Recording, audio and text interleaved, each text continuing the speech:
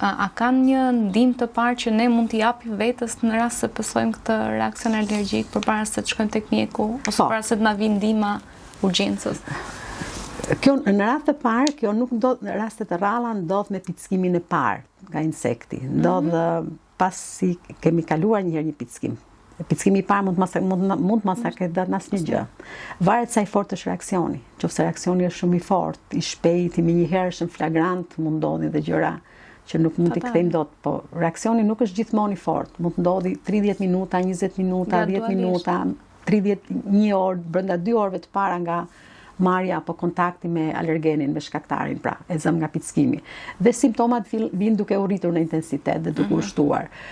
Kështu që këtu do ishte në radhë parë personi nëse nuk e di, menjëherë do ishte lajmërimi i urgjencës, pra telefona, ose lajmërimi një mjeku, menjëherë ose për të shkuar tek qendra shëndetësore më afërt, apo tek farmacia më e afërt, kush është më afër. Dhe aty për të marrë një medikament, nëse është fjala për adrenalinën, nëse personi edhe e din veten që është alergjik.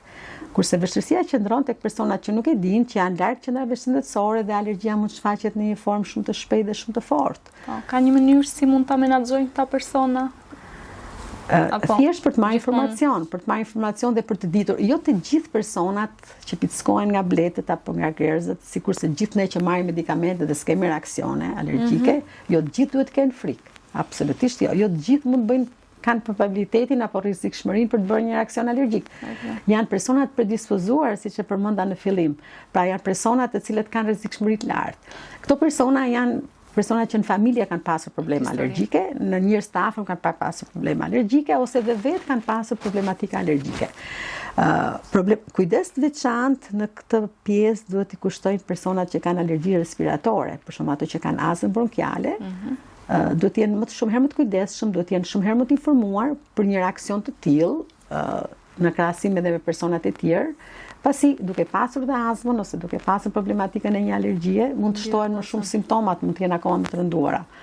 Por ne nuk mund të rekomandojmë, njerëzit duhet marrin informacione, por nuk është se ne mund të rekomandojmë pasjen e një adrenaline për gjithë njerëzit që duhet pickohen, por duhet dimë që një alergji të tillë përgatitur, të informuar se çfarë pasojësh mund të sjell kjo. Mund të jenë informuar, mund të takohen, mund të marrin edhe një takim me çdo njeri që mund të jetë pickuar në një gërz apo blet, mund të bëjë një takim me alergologun e afërt të lagjes që ka për të përcaktuar gjendjen e vet të organizmit, është alergjik apo jo, ndaj kësaj ka rrezik një pickim tjetër apo jo, dhe mjeku alergolog e vendos me saktësi atë parashikimin e të ardhmes.